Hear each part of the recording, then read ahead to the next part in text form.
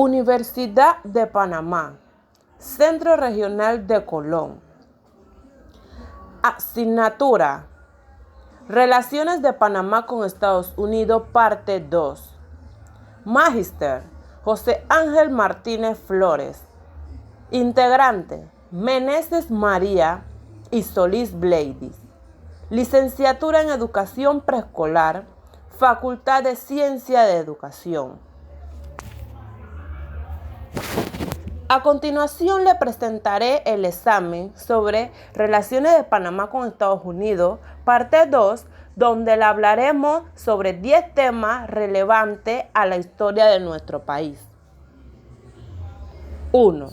El rechazo y reacciones del convenio Philos-Hayes. 2. Significado histórico del Tratado Redmond-Edgeworth. 3. Antecedentes y repercusiones, la Operación Soberanía, siembra de banderas y 9 de enero de 1964. 4. Etapas negociadoras, rechazo de los proyectos de tratados, acuerdo Taft-Kissel, declaraciones de Contadora, Panamá y la Organización de los Países no alineado, el Tratado de Montería y San José y el Tratado Torrijos-Carter. 5. La historia Lester León Graves, un hecho, 2 interpretaciones y la condena en la zona del canal. 6. El origen y evolución histórico de los Sonians. 7. Áreas sociales, residenciales, bases militares y puertos ocupados por los Estados Unidos en Panamá. 8. Etapa de reversión desde 1979 hasta el 31 de diciembre de 1999. 9. Hechos que desencadenaron los sucesos del 20 de diciembre de 1989.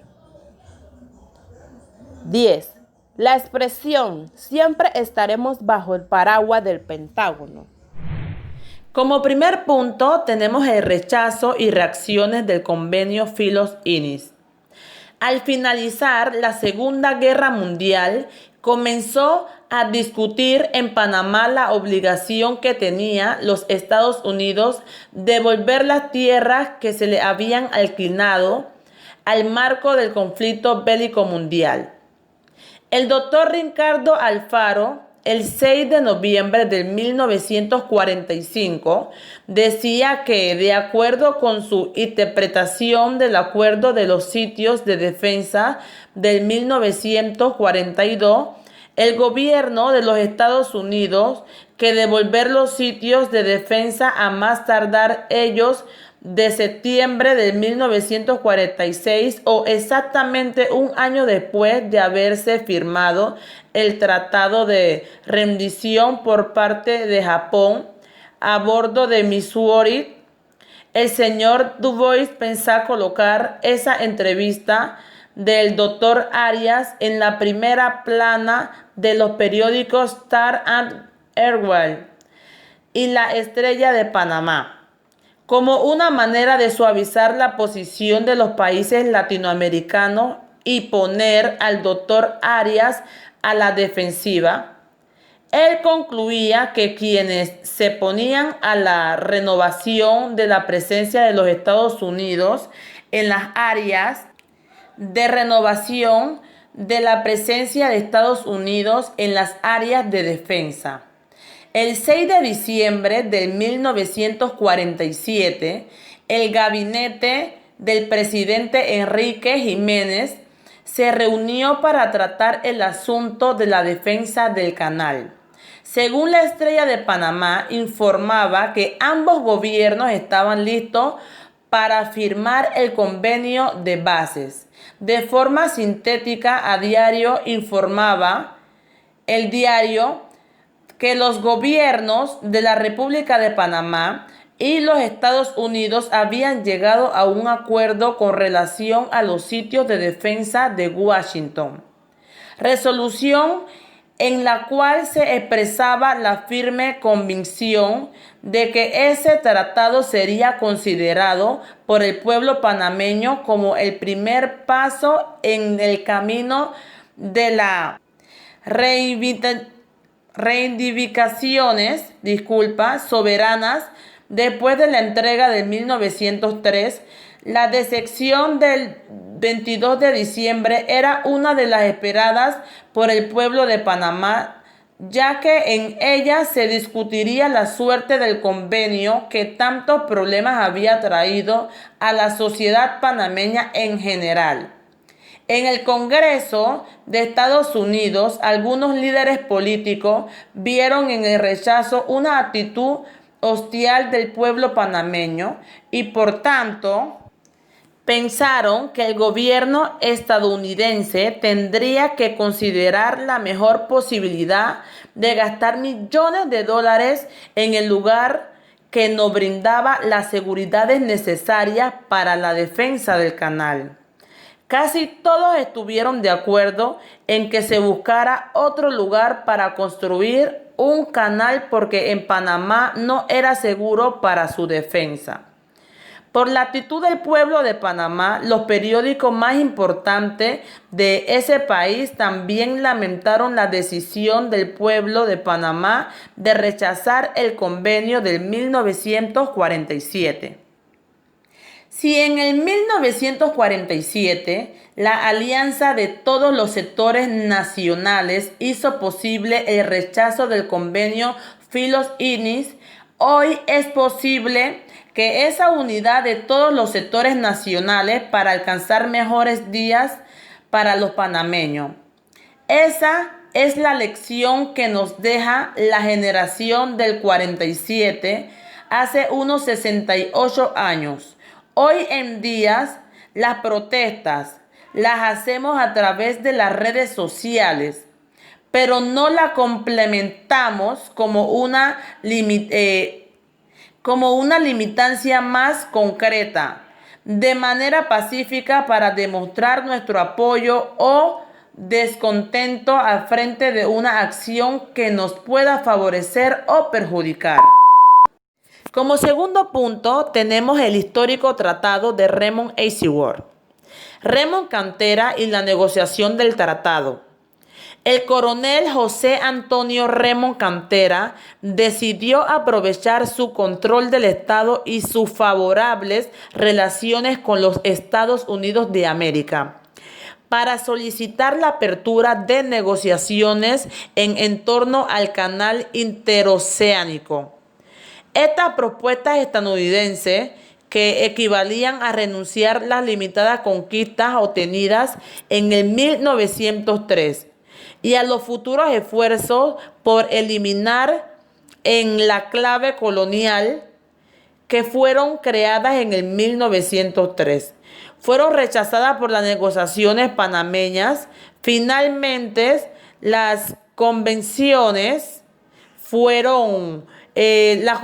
panameñas fueron retiradas de la mesa de negociación, todos aspectos relacionados con los asuntos de jurisdicción y soberanía.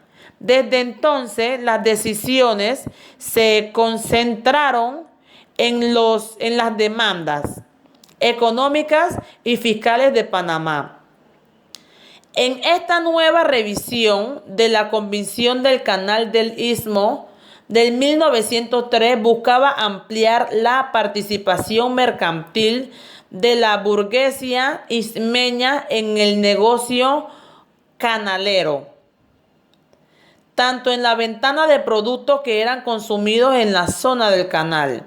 Panameños tienen que alcanzar un delicado balance entre la sensibilidad popular con respecto a la cuestión de la soberanía y la dignidad nacional y la necesidad real de mantenerse en relaciones de la cooperación con los Estados Unidos. Remond Cantera y la negociación del tratado constituyen un problema especial debido al control norteamericano de la zona del canal en el corazón de la República. y por la importancia en la economía panameña de los dólares recibidos en la zona. En esencia, como veremos a continuación, este acuerdo se limitó a algunas convenciones económicas hechas por los Estados Unidos y a la entrega de la base militar de Río Hato por parte de Panamá. Entre las principales disposiciones del tratado podemos mencionar las siguientes: el aumento de la anualidad del canal a 1.930.000 balboas, a decir 1,5 millones por encima de la suma que Panamá venía recibiendo. Se facultó a Panamá a cobrar impuestos sobre la renta a los ciudadanos panameños que fuesen empleados en la zona del canal, los cuales eran en su mayoría descendientes de los trabajadores antillanos que habían venido a trabajar en la construcción del canal. Restricción de venta en los comisariatos de la zona del canal a solo los ciudadanos estadounidenses, incluyendo a quienes tuviesen doble nacionalidad, que laborasen en la zona del canal, y a ciudadanos panameños que trabajaran y reinciden en la zona del canal, satisfaciendo parcialmente a las demandas de los comerciantes en las ciudades de Panamá y Colón. Entre las principales disposiciones del tratado podemos mencionar las siguientes. Está la devolución a la República de Panamá de ciertas tierras en las ciudades de Panamá y Colón, hasta entonces ocupadas por los norteamericanos. Se concede al gobierno norteamericano para su uso exclusivo los 19.000 de la base área Río Hato como área de entrenamiento militar por un periodo de 15 años prorrogables. Impacto económico del Tratado del 1955. El impacto económico directo de este convenio se hizo sentir muy pronto en la economía nacional y contribuyó significativamente a impulsar el crecimiento económico que experimentó el país desde fines de la década de 1950 hasta inicio de la década de 1970. Como ratificación del tratado, el 23 de agosto de este año, luego de haber sido ratificado por el Senado de los Estados Unidos y la Asamblea Nacional de Panamá, el secretario de Estado John Foster Dulles y el embajador de Panamá, Washington, Joaquín José Vallarino, efectuaron un canje de notas de ratificación del tratado y su memorando de entrenamiento según lo acordado. Ambos instrumentos entraron en vigencia a partir de este momento. Análisis de los alcances y limitaciones del Tratado de Ramón Ainsworth. El 25 de enero de 1955, luego de casi 2 años de ardua labor diplomática y 23 días después del asesinato del presidente Ramón, las negociaciones, terminaron ese día, y ese día se firmó el Tratado de Mutuo Entendimiento y Cooperación, contenido de 13 artículos, un memorándum de entrenamiento y entendimiento de 15 puntos, conocido conjuntamente como el Tratado Ramón Ainsworth. De la zona del canal, el marco histórico dentro del cual se produjo este importante acontecimiento era el momento del coffee break, y todos, incluso en la estación de policía, estaban descuidados atendiendo su merienda. Las banderas fueron obtenidas a crédito en Servicios Lewis, y para las astas se compraron 75 palos de escobas también fiadas en la fábrica del señor Octavio Valencia. Para trasladarse hasta los inmensiones de las zonas se encontraron los servicios de 6 taxis y luego operación. Los estudiantes visitaron a diversos médicos, comunicación para explicar al pueblo panameño el alcance histórico de la jornada que acababan de llevar a cabo. Una de las emisoras que visitaron fue Radio Mía. También fueron a Cancillería y a la Presidencia de la República.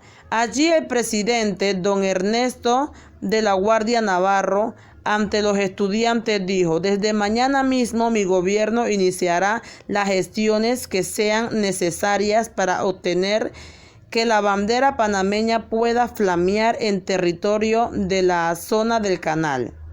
El gobierno norteamericano era consciente del problema que existía en Panamá en relación al tema de las banderas en la región canalera.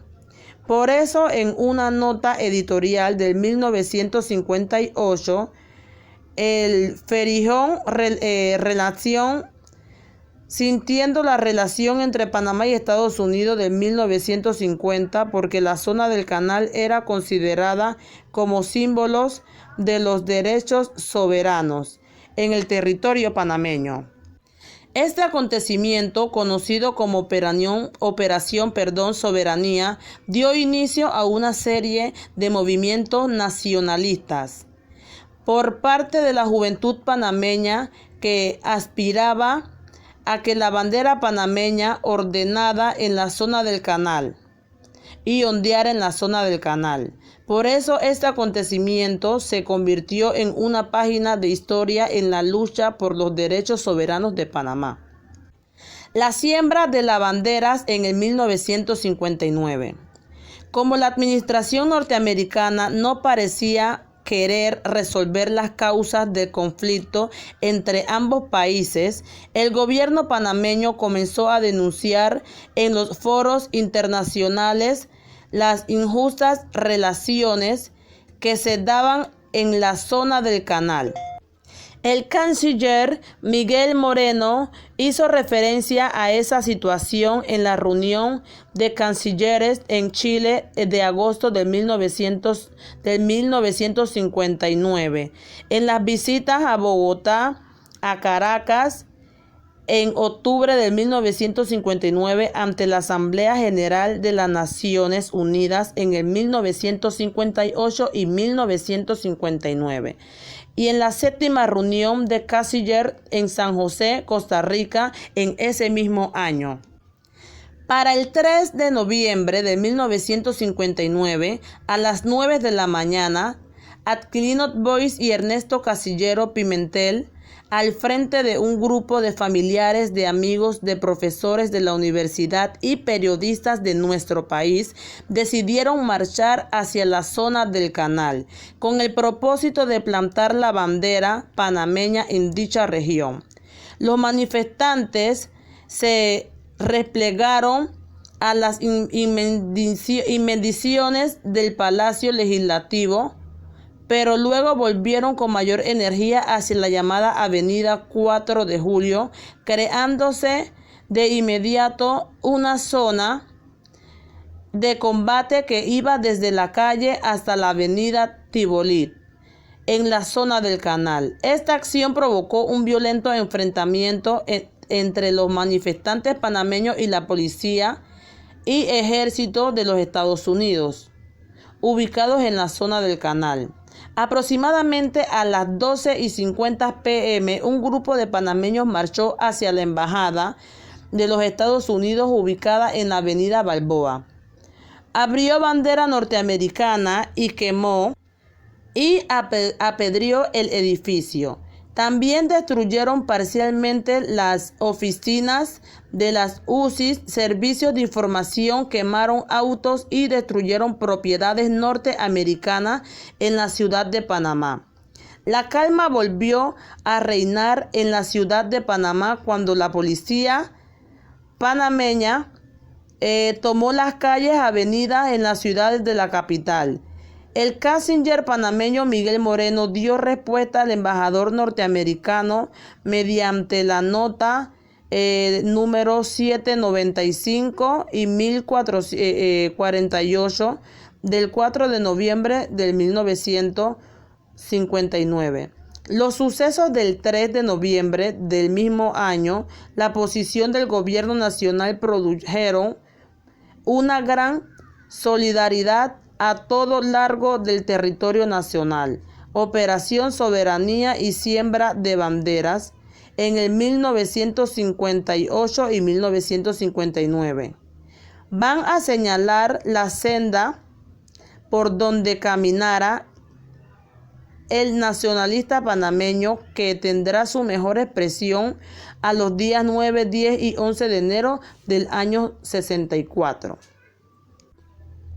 A pesar que esperaba en el 9 de enero de 1964 una respuesta de los panameños por el izado de la bandera estadounidense en Balboa, la magnitud de crisis tomó a la mayoría de los norteamericanos por sorpresa.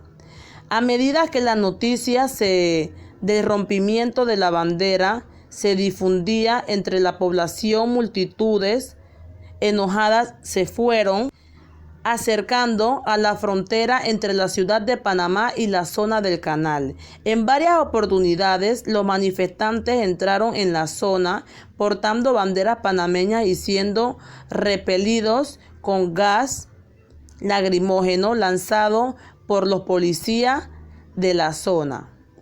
La multitud enardecida comenzó a lanzar piedras que causaron heridas leves a varios de los agentes de la policía, que respondieron disparando a la multitud. Las autoridades de la zona del canal pidieron a la Guardia Nacional, que hacía tanto la vez por la policía como de Fuerzas Armadas en Panamá, que sofocaran a los disturbios, pero la Guardia se mantuvo alejada de los incidentes. Mientras los manifestantes empezaron a romper la cerca que separaba la zona de la República de Panamá, tras sucesivas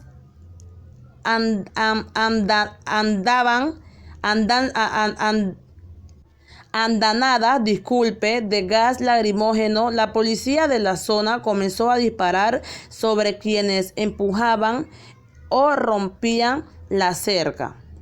La multitud panameña crecía a medida que se acercaba la noche, y para las 8 p.m. de 80 a 85 policías de la zona se enfrentaban a menos de 5.000 manifestantes. Algunas estimaciones llegan a mencionar hasta 30.000 o más manifestantes.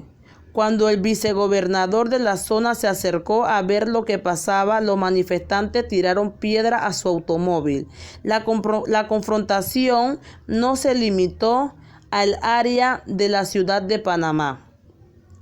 Las noticias de los enfrentamientos se difundieron con rapidez por radio, televisión y llamadas telefónicas privadas, y viajaron 50 millas desde la costa pacífica.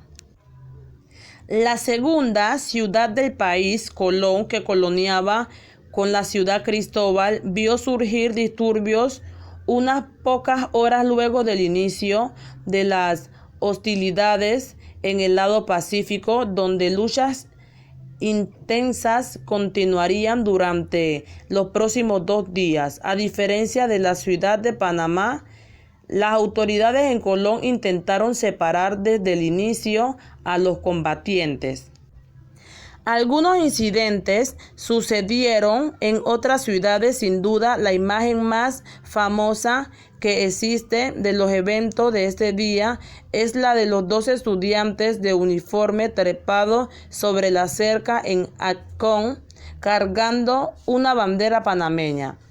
A petición del vicegobernador, asumió la autoridad sobre la zona del canal el general Andrés Merea, comandante del Comando Sur de los Estados Unidos. La Brigada de Infantería 1903 fue desplegada alrededor de las 8:35 p.m., lo cual determinó el cese de los disturbios en la zona. Los hechos de violencia continuaron algunas horas en la ciudad de Panamá. Los negocios propiedad de los estadounidenses fueron incendiados y al recién inaugurado del edificio Pan América. Arling, que a pesar de hospedar a una corporación estadounidense, era propiedad de panameños, fue completamente destruido. A la mañana siguiente fueron encontrados entre los escombros los cuerpos sin vida de 6 panameños con nuestra bandera hacia la cerca. Fue construido en conmemoración a los 50 años de la gesta patriótica del 9 de enero. Se encuentra en la Avenida de los Mártires. Se trata de 4 estudiantes intentando cruzar una cerca en el pabellón nacional. Etapas de negociación. El rechazo del Tratado del 1997. El Tratado del 1967, que después de rechazarse a pesar que establecía la entrega del Canal de Panamá, el 31 de diciembre de 1999 fue sometido nuevamente a referéndum del 1977 con agravante de supeditar a Panamá a Estados Unidos en otra neutralidad. En el presente caso lo hacen porque la propuesta adolece de tantas suposiciones, omisiones, de costos de inversiones que se deberán realizar, confusiones o fallas conceptuales como aquella de la operatividad del nuevo carril sin locomotoras ni cables para hallar barcos, que obligara casi inmediatamente a una nueva versión en la más remolcadores o en las estaciones de amarre para ellos y otros barcos en tránsito del canal. La falta del pronóstico de demanda más sustentados y muchas interrogantes de pretensiones exageradas que la hacen muy diferente y de menor beneficio y rentabilidad que los defensores a lo que la atribuyen. Los acuerdos Taft-Kissinger. Las causas del conflicto entre los Estados Unidos y Panamá, formulada por entonces ministro Relaciones Exteriores Juan Antonio Taft, se convirtieron en el acuerdo Taft-Kissinger, firmado en la ciudad de. Asimismo, los partidos políticos conscientes de la importancia y la trascendencia de dicha agenda legislativa de paz asumen el compromiso que entenderían con urgencia y propiedad la consolidación de la paz y el fortalecimiento y perfeccionamiento que nuestro sistema democrático exige. Panamá y la Organización de los Países No Aliados. La reunión ministerial del Buró Coordinación de Movimiento de los Países No Aliados, celebrada del 7 al 10 de mayo en Sharm el-Sheikh, República Árabe de Egipto, reiteró a Panamá su reconocimiento por explotación y administración eficientes del Canal de Panamá bajo control panameño y felicitó a la nación por el comienzo de la construcción de un tercer juego de esclusas. Es esta vía estratégica al servicio del comercio y las comunicaciones a la escala mundial. De la delegación oficial de la República de Panamá estuvo conformada por Rodrigo Chiari, designado como jefe de delegación, en representación con el canciller de la República Roberto Enríquez y por José Ulises Lescure, tercer secretario de la Embajada de Panamá en Egipto. Como delegado, los ministros recordaron el firme apoyo y solidaridad ofrecidos por movimientos al pueblo del gobierno de Panamá en su lucha por recuperar el canal y ejercer una soberanía efectiva sobre todo su territorio, y en esta ocasión los ministros transmitieron al gobierno de Panamá su reconocimiento por la explotación y administración eficiente del Canal de Panamá bajo control panameño. Y a pesar de todo contribuyeron en el acuerdo Taft-Kissingen firmado en la ciudad de Panamá el 7 de febrero de 1974. Estos principios servirían de discusión y negociación sobre los cuales se llegaría a un nuevo convenio. Resumidos, los acuerdos estipulaban lo siguiente: se eliminará el concepto de perpetuidad. El nuevo tratado relativo al Canal de las Esclusas tendrá una fecha de terminación fija.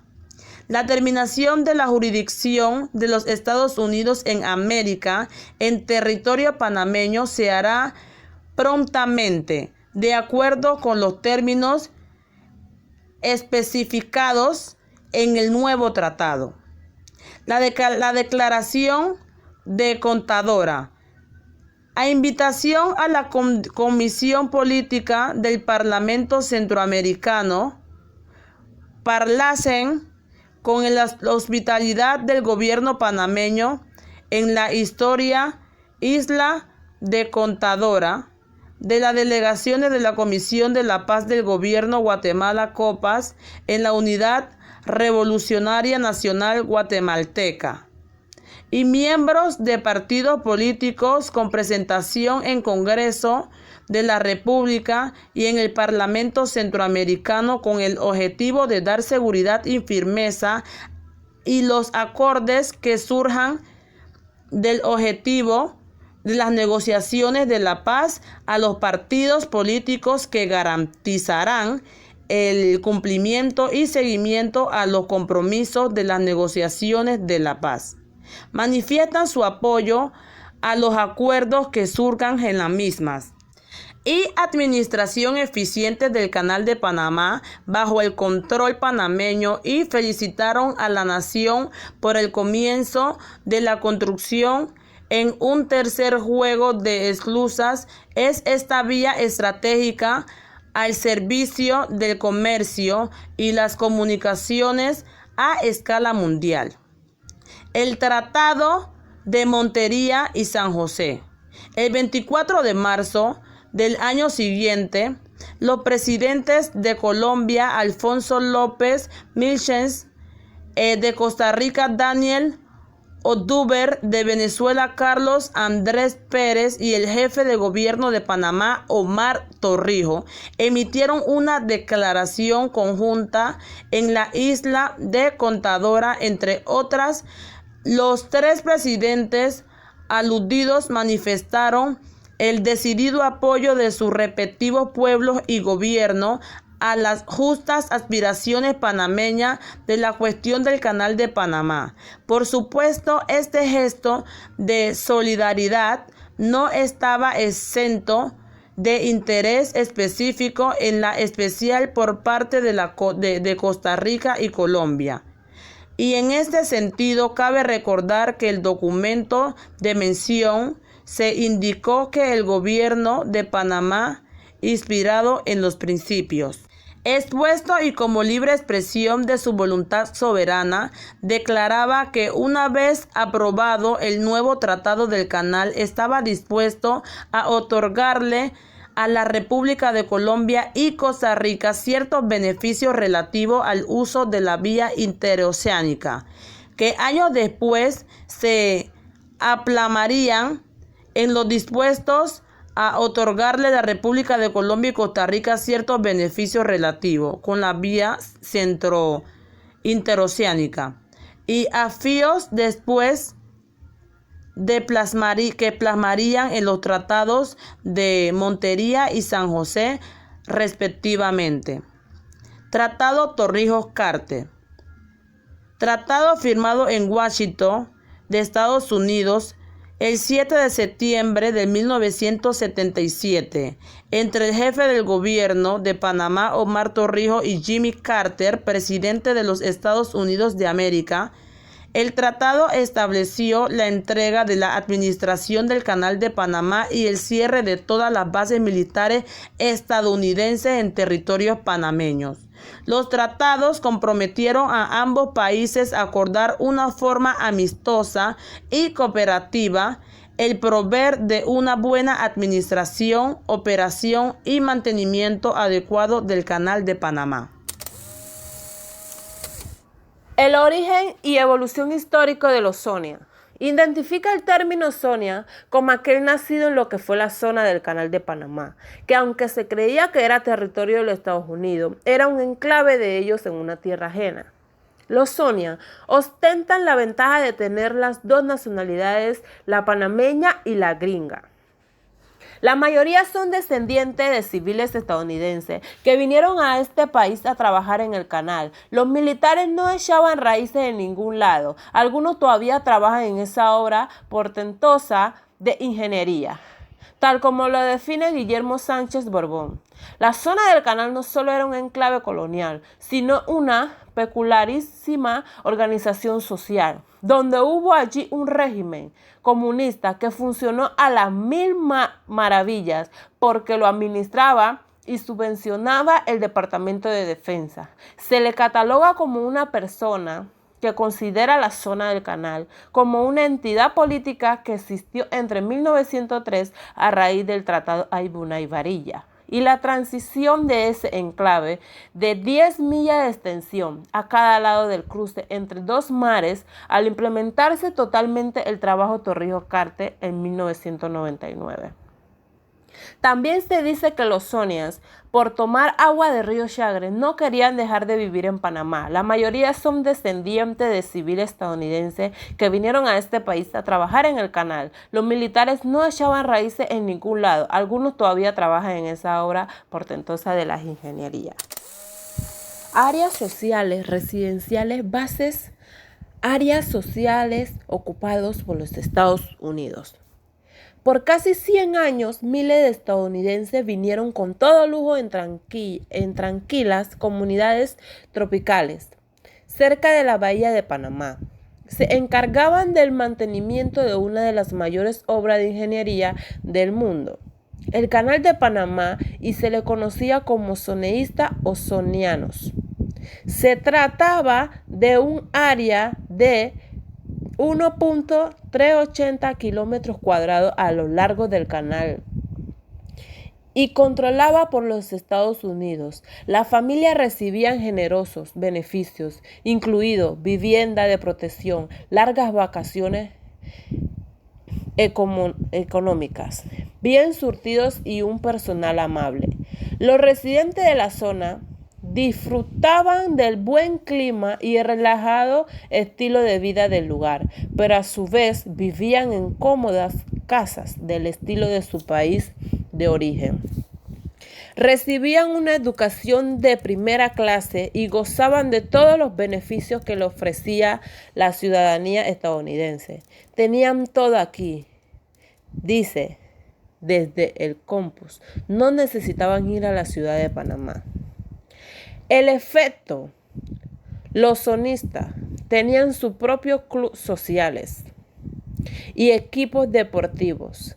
Había en la zona cine que proyectaban películas estadounidenses y tiendas en las que vendían productos procedentes de aquel país. Las dos bases que protegían el lado pacífico del canal, Fuerte Amador y Fuerte Grant, conformando por las islas Noas, Pericos y Flamenco, se han utilizado prácticamente en su totalidad, con fines turísticos, restaurantes, marinas, un puerto de cruceros, comercio, instalaciones científicas, un centro de convenciones y el biomuseo. Pero Amador no ha sido desarrollado en su totalidad y algunas instalaciones en ruina esperan por un futuro. A la base aérea de Albrook fue mudado al aeropuerto Marco A. Gallenberg, diversas oficinas estatales y también se establecieron centros comerciales y viviendas. En el Atlántico, en el fuerte Gully, llamado posteriormente Fuente Espinar, estaba establecida la Escuela de las Américas de inteligencia militar, y luego de la revisión parte de sus instalaciones se convirtieron en el Hotel Meliá Panamá Canal. El Fuerte Sherman, espacio al que se le ha visto potencial turístico, aún no ha encontrado compradores interesados. En la estación naval de Roma, ubicado en la salida pacífica del canal, se ubica actualmente la base naval Vasco Núñez de Balboa. Sin embargo, la mayor parte de su territorio e instalaciones no está en uso. En la isla Galeta, que alberga un centro de inteligencia y comunicaciones militares al este de la ciudad de Colón. Sigue funcionando el Laboratorio Mariano de Galeta, un centro científico y de enseñanza del Instituto de Investigaciones Tropicales en la área de Kobe y Farman. A orillas del Pacífico se han construido grandes hoteles en Fuerte Davis, ubicado en el Atlántico. Hay un complejo de vivienda y se proyecta la construcción de la ciudad deportiva de Colón. Por último, espacios utilizados como polígonos de tiro, Balboa Nuevo, Emperador y Piña. No ha recibido uso, pues jamás fueron limpiados. La principal queja de algunos sectores es que estos espacios no se han aprovechado plenamente, ya que para ellos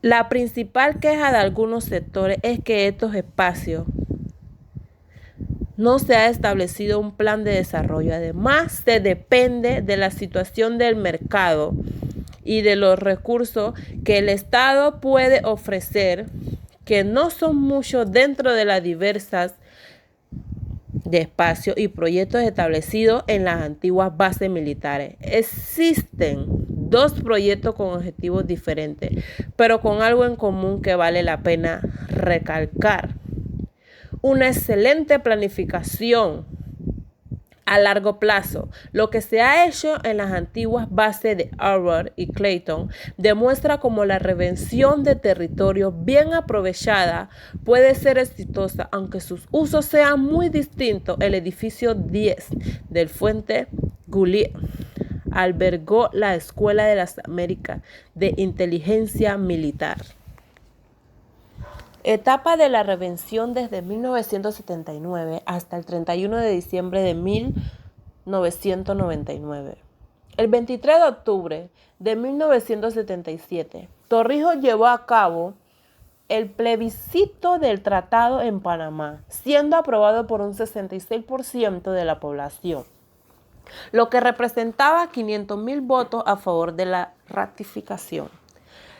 Las cláusulas más significativas del tratado incluían la soberanía de Panamá sobre la zona del canal, la administración de la vía interoceánica, estaría integrada por miembros panameños y estadounidenses. Ambos países se comprometían a defender el canal y Panamá paulatinamente recibirá las áreas e infraestructura de la zona canalera. El 16 de junio de 1978, Torrijos Carter volvieron a encontrarse en una ceremonia relacionada en el Gimnasio Nuevo Panamá, hoy Arena Roberto Durán. Ambos mandatorios verificaron e intercambiaron documentos donde se ratificaba los tratados. A este evento asistieron mandatarios de México, Venezuela, Colombia, Jamaica y Costa Rica. Este tratado entró en vigencia 2 años después de firmado. Resultado de las luchas. El 1 de octubre de 1979, tras luchas generaciones de patriotas panameños y al cabildeo del entonces jefe del Estado panameño, Omar Torrijos Herrera, se empieza un proceso histórico que marcaría al futuro del país, al darse los primeros pasos en la administración de recursos más preciados, el Canal de Panamá, logrando mediante la firma de los tratados Torrijos-Carter. Se cumplieron 38 años de aquella fecha en que había sido pactada al inicio de la transferencia de la República de las áreas a la vía interoceánica y del sujeto a la jurisdicción de Estados Unidos por disposición del Tratado Aibunay-Barilla de 1903. Este 1 de octubre de 1979 revirtieron el Fuerte San Lorenzo, el cementerio de Monte Esperanza, el ferrocarril de Panamá, los muelles de Cristóbal y en Cristóbal también la administración Pulgin, edificio de administración donde funcionaban el correo y los juzgados distritales del sector atlántico de la zona del canal. Ese mismo de octubre de 1979, el sector José Montenegro, entonces gerente de la zona libre de Colón, recibió en representación del gobierno nacional parte del área de Cocosolo y el aeropuerto de Frankfurt. 1 de octubre de 1979, Panamá asume jurisdicción sobre la antigua zona del canal. Primer día de operaciones de la Comisión del Canal de Panamá, una nueva agencia del gobierno de Estados Unidos encargada de manejar, operar, mantener y mejorar el canal hasta el 31 de diciembre de 1999. Denise, jefa del Comando Sur de Estados Unidos de 1975 a 1979. Asume el cargo de administrador de la Comisión del Canal por un periodo de 10 años. Fernando Manfredo asume el cargo de subadministrador por el mismo periodo. El gran día, a las 12 del mediodía del 31 de diciembre de 1999. Miles de panameños y el mundo fueron testigos de la reversión definitiva del Canal de Panamá. Ese día la bandera de nuestro país ondeó por primera vez en el edificio de la administración del canal, en el mismo lugar donde desde el inicio del siglo XX estaba la de Estados Unidos. Hechos que desencadenaron el 20 de diciembre de 1989. Diciembre de 1989 y el 31 de enero de 1903, con el propósito de capturar al general Manuel Antonio Noriega, gobernante de facto de Panamá, quien era requerido por la justicia estadounidense por el delito de narcotráfico, así como neutralizar la Fuerza de Defensa de Panamá. El operativo fue denominado por la causa justa por el comandante militar estadounidense y produjo aproximadamente 3.000 muertos. Los Estados Unidos comenzaron un bloqueo abierto contra el gobierno. leal a los militares panameños, lo que ocasionó una crisis económica, llegando incluso al congelamiento de los bancos para evitar la fuga de los capitales. Durante este tiempo, los Estados Unidos negociaron condiciones para el retiro de Noriega del poder sin obtener resultados. El 7 de mayo de 1989 tuvieron lugar las elecciones presidenciales entre el candidato de la oposición al régimen militar, Guillermo Endara, y el candidato. El 7 de mayo de 1989 tuvieron lugar las elecciones en la invasión estadounidense de Panamá de 1989. Fue un operativo militar del ejército de los Estados Unidos, llevó a cabo entre el 20 de presidenciales entre candidatos de la oposición al régimen militar. Guillermo y el candidato respaldado por el gobierno Carlos Guggenheim resultó vencedor. Endara, con un triunfo arrasador, al presentarse los resultados de la votación, Noriega impartió instrucciones al Tribunal Electoral para declarar suspendidos los comicios electorales. El 15 de diciembre de 1989, la Asamblea Legislativa otorgó poderes especiales a Noriega,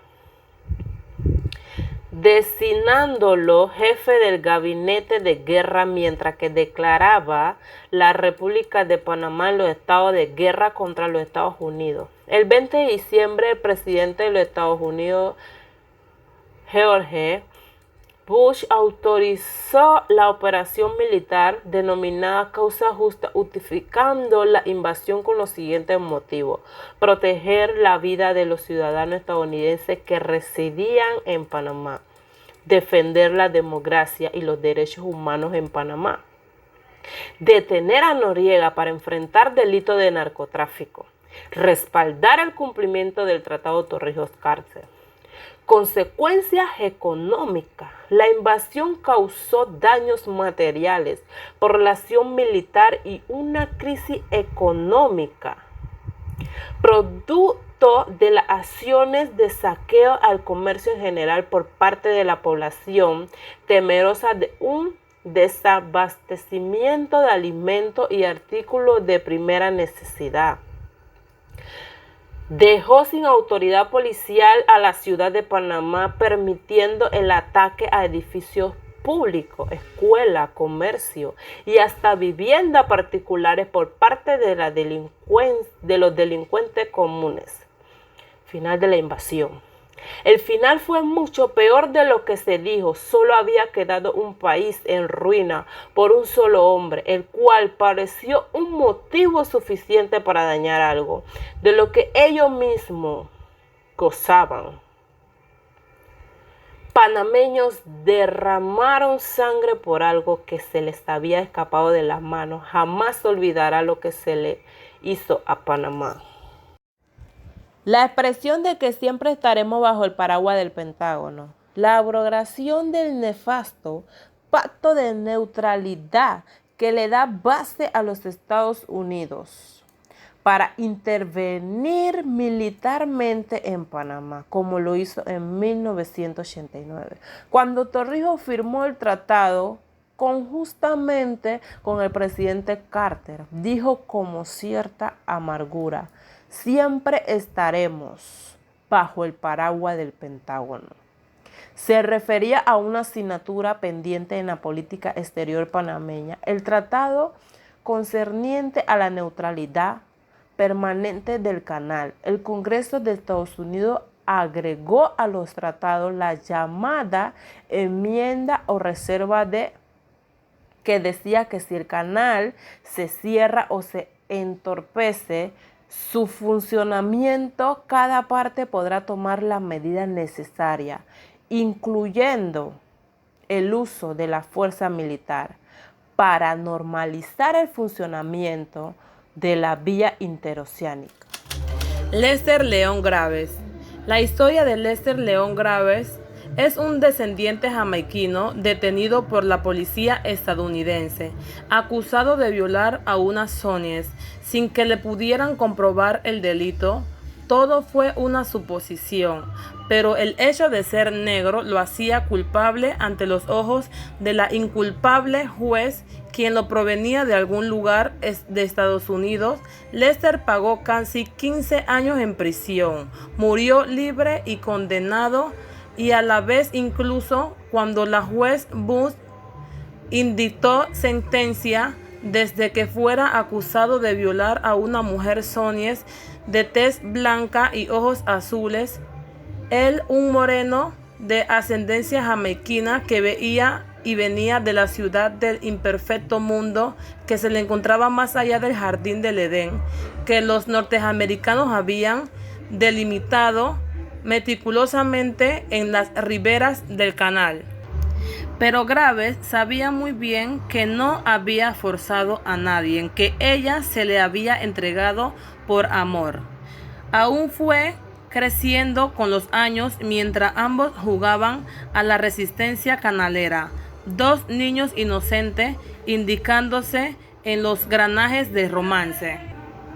El escritor Joaquín Beleño también conocía la verdad, que tal violación nunca tuvo lugar, que la gringa se le había entregado por voluntad propia, porque se aseguró Graves durante el juicio: ustedes los gringos también tienen una sangre fría y nosotros los negros la sangre caliente. Por eso sus mujeres nos buscan a nosotros los negros.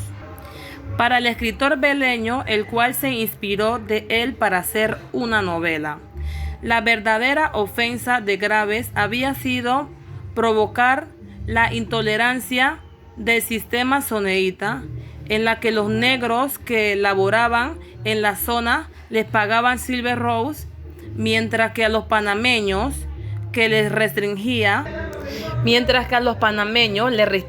la entrada a una ciudad colonial establecida en el corazón de su propio país. Esa condena fue producto de la discriminación que había entre los blancos y negros, gringos y panameños. Que una mujer blanca sostuviera un romance con un negro representaba una ofensa para los que vivían en la zona del canal. Asegura Lester Graves Juan, cuya causa, ubicada en calle 19 Veranillo, San Miguelito, su padre vivió en hasta la última de sus días. Hace algún día